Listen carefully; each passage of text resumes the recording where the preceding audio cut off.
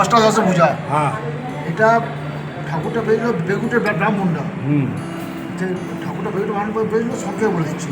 তা রাজা পেয়ে সঙ্গে পেয়ে সপ্তদশ পেয়েছিল। বর্ধমানের অধিষ্ঠিত দেবী দেবী সর্বমঙ্গলা। পূর্ব বর্ধমান জেলার সর্বমঙ্গলা মন্দিরে পূজিত হয়। শ্রী কমলেশ্বর দর্শন করুন, বাবা বিদ্যেশ্বর দর্শন করুন। জুইলার্স, জুইলার্স, নিউ গীতা জুইলার্স। এইবারে ঢোকার মুখে। আজ আমি হাওড়া এসে পৌঁছালাম। এবারে হাওড়া থেকে আমি বর্ধমান লোকাল ধরে, বর্ধমান লোকাল 5 নম্বরে দিয়েছে 8টা 5-এ। আজ আমি বর্ধমান লোকালে করে লোকালে করে নিয়ে যাব সর্বমঙ্গলা মন্দিরে। চলুন নিয়ে যাই। আপনারা বর্ধমান কট লাইনেও যেতে পারেন ও মেল লাইনেও চলে যেতে পারেন। এইভাবে আপনারা বর্ধমানে পৌঁছে যাবেন এবং সেখানে গিয়ে আপনারা পূর্ব বর্ধমান জেলা সর্বমঙ্গলা মন্দিরে পূজিত হন। এই মন্দিরটি অনেক শক্তিপীঠ বলে। এই মতে এখানে দেবীর নাভি পড়েছিল দেবী সর্বমঙ্গলা ও ভৈরব, শিব ও মহাদেব। কথিত আছে প্রায় 350 বছর আগে শহর বর্ধমান উত্তর অংশে ভাইয়ের সর্বমঙ্গলা পাড়ায় বাগদিরা পুকুরে মাছ ধরতে গিয়ে একটি শিলামূর্তি পেয়েছিল। সেটিকে প্রস্তর খণ্ড ভেবে তার ওপরে শামুক, গুগলি এবং থেঁতো করত। সেই সময় দামোদর নদ লাগোয়া চুন তৈরির কারখানার জন্য শামুকের খোলা নেওয়ার সময় শিলামূর্তি চলে যায় চুন ভাটায়। তখন শামুকের খোলার সঙ্গে শিলামূর্তিটি পোড়ানো হলে মূর্তি কোনো ক্ষতি হয়নি। তবে সেই রাতেই স্বপ্নাদেশে বর্ধমান মহারাজ। আমাদের লোকাল ট্রেন 3 নম্বরে ঢুকলো। এবারে আমি ওভারব্রিজ হয়ে আপনাদের 1 নম্বর প্ল্যাটফর্ম থেকে বেরিয়ে আপনাদের নিয়ে যাব আজকের মা সর্বমঙ্গলা মন্দিরে। চলুন নিয়ে যাই। এই 1 নম্বর টিকিট কাউন্টারের পাশ থেকে আপনি বেরিয়ে যাবেন টোটো, রিক্সা এবং এই হলো বর্ধমান স্টেশনের বাইরের দিক, সেটাও আপনাদের তুলে ধরলাম দেখুন। আর এই হলো বর্ধমান স্টেশন। আপনারা এইখান থেকে টোটো ধরে চলে যাবেন। রিক্সা করেও যাওয়া যায়, এখন রিক্সা অনেক কমে গেছে। তা আমি এইখান থেকে টোটো করে আজ চললাম। এখন আমার গন্তব্যস্থল হবে সর্বমঙ্গলা মন্দির। চলুন নিয়ে যাই। আজ আপনাদের বর্ধমানে সর্বমঙ্গলা মন্দিরে এনেছি, চলুন নিয়ে যাই। সর্বমঙ্গলা মন্দিরে আমি দক্ষিণমুখী গেট দিয়ে প্রবেশ করলাম। আর একটি গেট আছে পূবমুখী। অনেকগুলো গেট আছে, যে কোনো গেট দিয়ে ঢুকতে পারেন আপনারা। চলুন আপনাদের নিয়ে যাচ্ছি সর্বমঙ্গলা মন্দিরে। এই হলো মন্দিরে ঢোকার মুখেই আপনারা পেয়ে যাবেন। এখানে একটা শিলা আছে এবং নিম গাছ আছে। এখানে অনেক মনস্কামনা করে। আমি ধাপে ধাপে উঠলাম। কোনো অনুষ্ঠান বা কোনো যখন বড় কোনো হয় সেখানে এই হলো যজ্ঞকুণ্ড, সেটাও আপনাদের কাছে তুলে ধরলাম। আপনাদের নিয়ে যাচ্ছি নাট মন্দির, দর্শন করবেন। এই নাট মন্দির পিলার দ্বারা বিশিষ্ট একচালা। চলুন নাট মন্দির আপনাদের নিয়ে যাই। ভক্তরা ধাপে ধাপে উঠতে হবে। ভক্তরা এসে এখানে বিশ্রাম নেয়। দেখুন এই নাট মন্দির পিলার বিশিষ্ট, একচালা বিশিষ্ট। আর এখানে প্রত্যেকটা দেবতার তুলে ধরা হয়েছে, যেরকম ছিন্নমস্তা, দশমহাবিদ্যা, তারপরে প্রত্যেকটা তুলে ধরা হয়েছে কাল রাত্রি এই নাট মন্দিরে তুলে ধরা হয়েছে।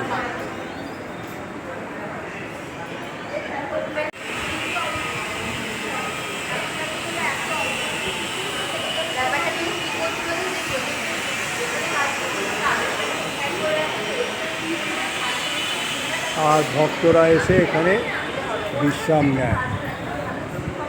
এবারে আপনাদের মূল মন্দিরে নিয়ে যাচ্ছি।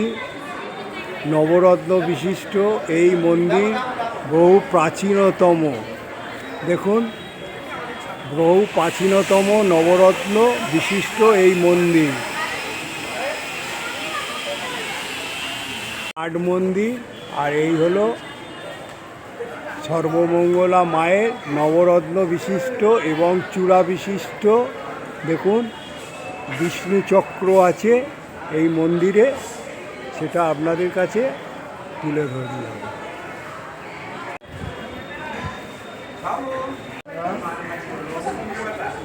এখানেও একটা নাট মন্দির আছে, বর্ধমান নবদেবী সর্বমঙ্গলা। দেখুন এখানেও অনেক চিত্র ফুটিয়ে তোলা হয়েছে।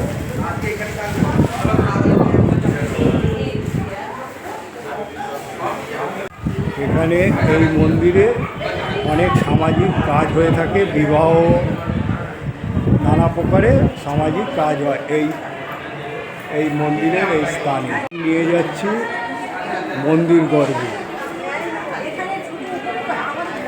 দেখুন মন্দির গর্ভে ঢোকার আগে কত পুরনো কাজ করা আছে দেবদেবী।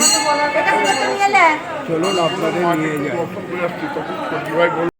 বর্ধমান মহারাজ সঙ্গম রায় শিলামূর্তিটিকে নিয়ে আসেন, সর্বমঙ্গলা নামে পুজো শুরু করেন। পরবর্তীকালে 1702 সালে টেরাকোটার নিপুণ কারুকার্য খচিত সর্বমঙ্গলা মন্দির নির্মাণ করেন মহারাজ ধীরাজ কীর্তিচাঁদ মহতাব। ক্রমে মূল মন্দিরের আশেপাশে গড়ে ওঠে নাট মন্দির, শ্বেত পাথরের তৈরি রামেশ্বর ও বাণেশ্বর নামে দুই শিব মন্দির, কালো পাথরের তৈরি হয় মিত্রেশ্বর, চন্দ্রেশ্বর ও ইন্দ্রেশ্বর নামে আরও 3টে শিব মন্দির। সর্বমঙ্গলা মন্দিরে নিত্য পুজো ধারাবাহিকভাবে বজায় রাখতে বংশধররা ঠাকুরটা বেগুটা মান করে পেয়েছিল, সবকে বলে দিচ্ছি। তা রাজা পেশ সম্রাট সর্বদাস পেয়েছিল, রাজা মন্দির করে দিয়েছে, বেগুটা বামুনটা পুজো করছে। এই মন্দিরটা হচ্ছে দক্ষিণেশ্বর মন্দিরের আগের মন্দির। রানী রাসমণি এই মন্দিরে দেখে এসে দক্ষিণেশ্বর মন্দির তৈরি করেছিল। আমরা সেই বংশকে পুজো করে যাচ্ছি। আমার দাদু দাদুরা করেছিল, তারা বংশ রক্ষণে। আর এখানে দীর্ঘবর্ষ সময় এখানে ঘট থাকে না, ওখানে কদিন ঘট ওঠে। এটা মা দুর্গা, 8 হাতে দুর্গা মূর্তি, সিংহবাহিনী, লক্ষ্মী রূপিণী। আচ্ছা এই মন্দিরটা খোলে কখন, বন্ধ হয় কখন? খোলে এখন গ্রীষ্মকালের সময় খোলে সকাল 6টায়, বন্ধ 12:30, আমার বিকেল 4টে, রাত 1:30। আর এখানে ভোগের ব্যাপারটা কি আছে? প্রতিদিন ভোগ, অন্নভোগ, প্রতিদিন অন্নভোগ। অন্নভোগের সময় ভাজা ভুজি থাকে, দুরকম তরকারি থাকে। আর ওই লোক বিয়ের আগে এসেছিলেন আর রাজকুমার নাগ নামে পয়েন্ট বলতো। ও ওনারা ভোগের মূল্য কত? ভোগের বসে গেলে 25 টাকা, নিয়ে গেলে 60 টাকা। ভোগের মূল্য বসে গেলে 25 টাকা, 50 নিয়ে গেলে 60 টাকা, নিয়ে গেলে 60 টাকা। এখানে ভোগেতে থাকে ভাজা, আলু ভাজা, শাক ভাজা, পোলাও, ভাত, ডাল, দুরকম তরকারি, চাটনি, পায়েস। আচ্ছা এটা তো সতীপীঠ, মানে সতীপীঠ না, সতীপীঠের উপপীঠ। উপপীঠ। এখানে নামটা পড়েছিল, এখানে পড়েনি, নাম পড়েছিল অবশ্য উৎকল পড়েছিল। তখন রাজা এনেছে, তার বিরাট হিস্ট্রি আছে একটা, মানে সবকে বলে সেইটা এখানে প্রতিষ্ঠা করা হয়েছে। এই হলো ওইখানকার ইতিহাস। এটা হচ্ছে এটা প্রতিদিনই পুজো হবে, প্রতিদিনই পুজো, প্রতিদিন পুজো, প্রতিদিন ভোগ হবে, প্রতিদিনই হয়। যখন করোনার সময় মন্দির বন্ধ ছিল, পুজোটা হয়েছে, পুজো করেছে এবং ভোগও হয়েছে, ভোগ হয়েছে। আর আপনাদের শীতল ভোগ বোধহয় সন্ধ্যাবেলা দেন। শীতলভোগরা সন্ধ্যার সময় আরতি হয়, সন্ধ্যা আরতি হয়। হ্যাঁ। তারপরে মা যখন শোবে মায়ের উপরই দিয়েছে? তখন আমাদের মাকে মিষ্টি খাওয়ানো হয়। মিষ্টি সুজি খাইয়ে মাকে শোয়ানো হয়। ওটাই হচ্ছে কথা, জব করতে গেলে আমরা দর্শন ঘর আছে। আচ্ছা, এখানে আরও শিব মন্দিরও আছে তো রানীদের নামে। ভিতর তিনটে আর শুভদীপ কোনার, দীপিকা কোনার, আদিত্য কোনার, কন্ডিল গোত্র। আপনাকে বলার জন্য ধন্যবাদ। আপনার নামটা? তপন অধিকারী। ঠিক আছে, ধন্যবাদ আপনার। ঠিক আছে, আমার বাড়ি কোথায়? কলকাতা থেকে বেহালা। হ্যাঁ হ্যাঁ, তারপরে শখ বাজার শখের বাজার। আমাকে ফোন আসে সবাই দিয়ে ও আমি জানি করে দিয়েছি পাঁচটা আমার কাছে। আচ্ছা, আপনার ফোন নাম্বারটা বলবে? 76 এই ফোন নাম্বারটা লিখে করে নাও তো। আচ্ছা, বলে দিকে আমি পরে তুলে নেবো। কেটে দেবো? কেটে দেন। অফ করবো? না না, এমনি অফ করতে হবে, তুলে না। ভিডিওতে বলবো? বলুন দা, আপনি বলুন। কেউ এখানে এক গুণে আসে, এটা আমার ছিল। এই যে যায় না কেউ যদি কেটে কেটে তুলছো তো? কিনতে যায়, না না, তারা বলছে। কেউ যদি কিছু কিনতে যায় 5টা জিনিস চেক করে কেনে, কিন্তু এখানে এক বাড়িতে বলে এক গুণে আসে। আমি চাকরি খুব শান্তি দেখছে একটা মনে হয় পড়ে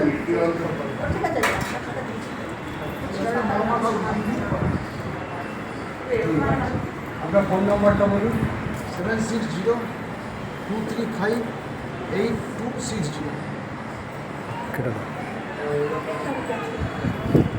শেষ যুবরাজ উদয়চাঁদ মহাতাব ট্রাস্ট গঠিত করেন। তার পুজো প্রায় 350 বছরেরও বেশি পুরনো।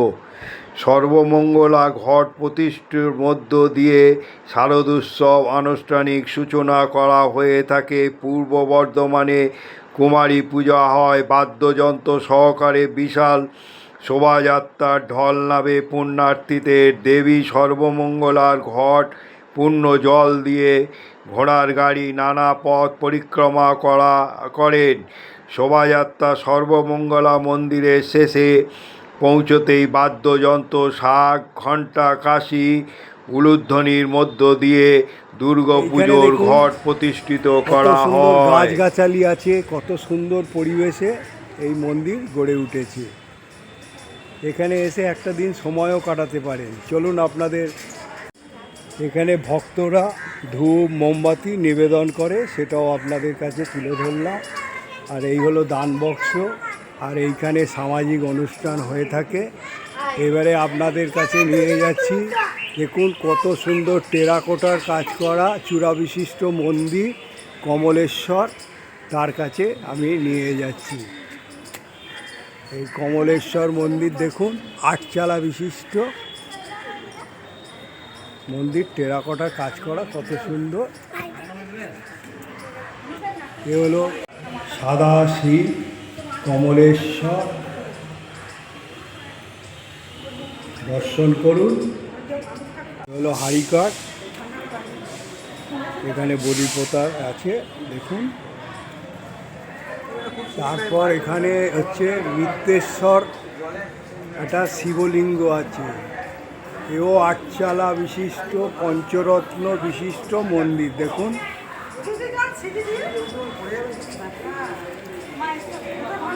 এ হলো মিত্রেশ্বর, আর এখানে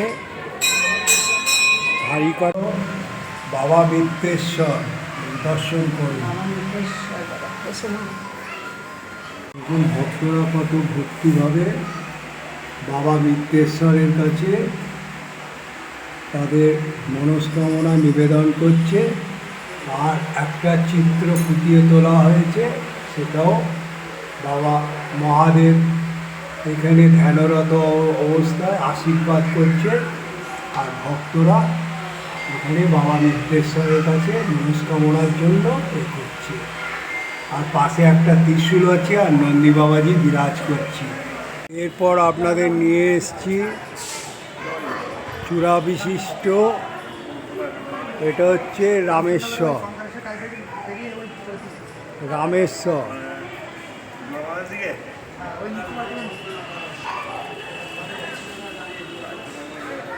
চলুন রামেশ্বর আসি। রামেশ্বর নন্দী বাবাজি বিরাজ করছে, আর এখানে এক ত্রিশূলও আছে, সেটাও আপনাদের কাছে তুলে দেব। এখানে জলেরও ব্যবস্থা রয়েছে, মন্দিরের পবিত্রতা নষ্ট করবেন না। এই হচ্ছে এখানে হাত ধোয়া জল, পানীয় জল এখানে। আপনাদের এবারে মা মনসা তলায় এনেছি।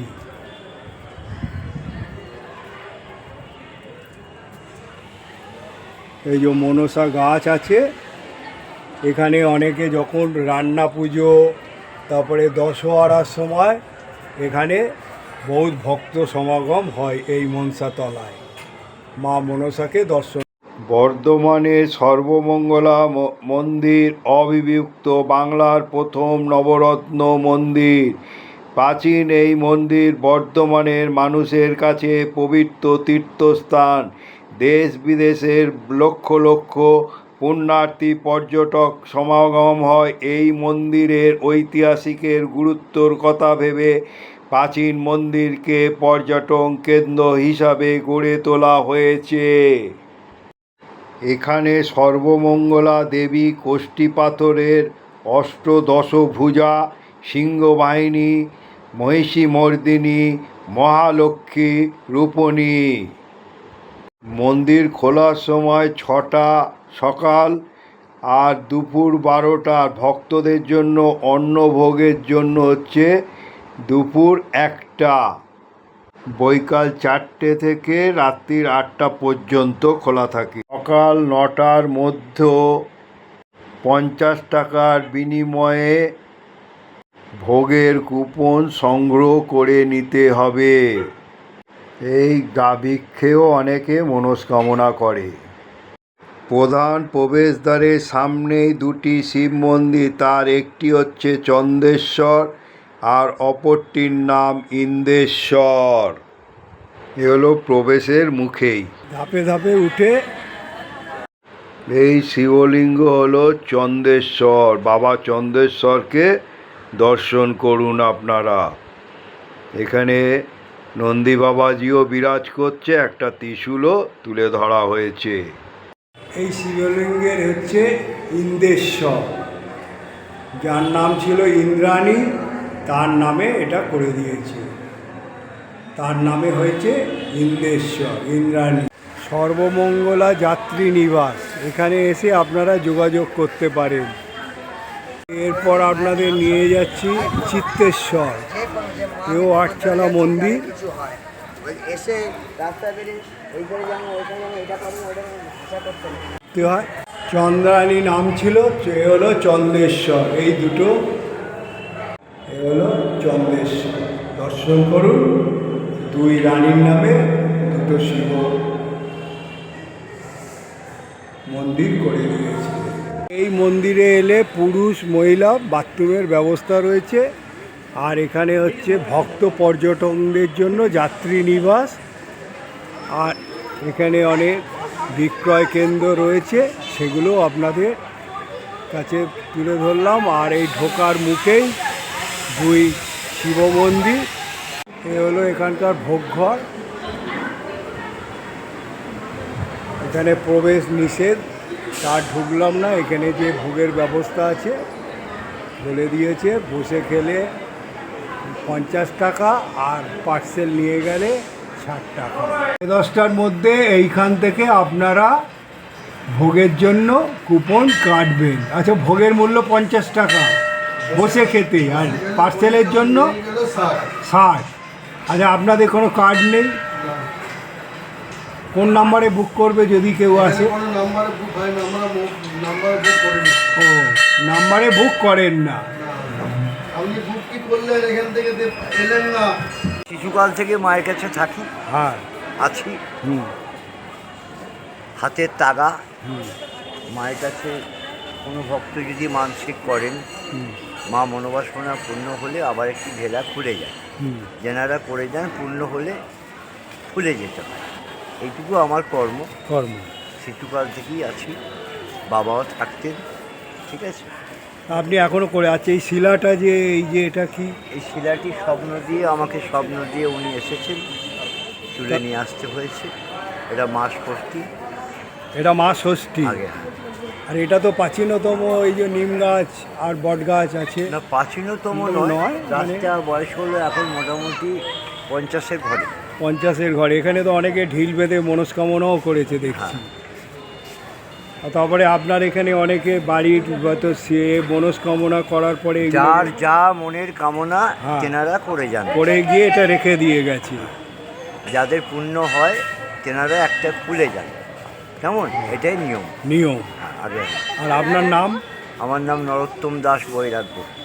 আপনাকে বলার জন্য ধন্যবাদ। হ্যাঁ এখানে আছে 151 আছে, 151, হ্যাঁ। 100। আর এইগুলো কত? এইগুলোর দাম? এগুলো আটা, সিঁদুর, মিষ্টি, ধূপ, মোমবাতি দিয়ে 50 টাকা। হ্যাঁ। তার নিচে আছে 30 টাকা, হ্যাঁ। 21 টাকা, 11 টাকা। মানে 11টা থেকে শুরু, যে যেরকম যার ক্ষমতা সে সেরকম দেবে। যেরকম দিতে পারবে, যেরকম ক্ষমতা। আপনার দোকানের নাম? আমার দোকানের নাম হচ্ছে Gita jewellers, jeweller, new Gita jewellers.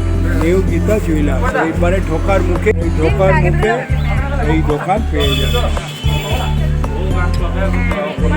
এখানে এগুলো পেয়ে যাবেন, গণেশ, লক্ষ্মী, মায়ের মূর্তি। এখানেও অনেক দোকান আছে ঢোকার মুখে, সেগুলো আপনাদের তুলে ধরলাম। এখানে গাড়ি পার্কিং করা যায়। নমস্কার বন্ধু, আজ বর্ধমান আপনাদের সর্বমঙ্গলা মন্দির দর্শন করালাম। এখানকার যে শিবের মন্দির আছে ভেতরে 3টে, আর তারপরে আপনার বাইরে যে 2টো শিব মন্দির, নাট মন্দির, এখানে সামাজিক অনুষ্ঠানও হয়ে থাকে, সেগুলো দর্শন করিয়েছি। তারপর এখানকার মূল বিগ্রহ মা সর্বমঙ্গলা দর্শন করানো হয়েছে। এখানে এটা দুর্গা রূপে পূজিত হয়। আর বহু দূর দূরান্ত থেকে এখানে আপনার ভক্তরা মনস্কামনা করতে আসে। আর এখানে সহজ উপায় হলো আসার। হাওড়া থেকে আপনারা মেল লাইনে বা কড লাইনে বর্ধমানে নেবে, 1 নম্বর প্ল্যাটফর্ম দিয়ে বেরিয়ে টোটো করে আপনারা এই মন্দিরে চলে আসবেন। আর এই মন্দির অনেক প্রাচীনতম এবং এর অনেক ইতিহাস আছে। আর বেশি কিছু বলবো না বন্ধু। আমি আশা করি এই ব্লগটা দেখার পর আপনারা যদি ভালো লেগে মনে করেন, লাইক, শেয়ার ও সাবস্ক্রাইব করে পাশে থাকবেন এবং মতামতও জানাবেন। জয় মা সর্বমঙ্গলা।